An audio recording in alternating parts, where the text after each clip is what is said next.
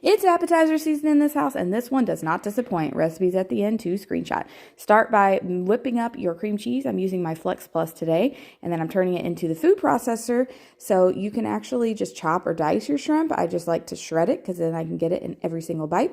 I add a little bit more horseradish than the normal person, followed by some ketchup, and then we're going to throw in some Worcestershire sauce, and then get ready for your lemon hack of the day. I like to throw my citrus fruit in the microwave before I juice it, just for about 10 seconds. It just releases everything. Give it a good massage, and then you can see the juices just flow freely. So easy. And then I'm going to give another big pulse to get it all combined. And then I'm switching my food processor out into a mixer, and it's all cordless, which is super handy. And then I'm going to mix it all together with the cream cheese.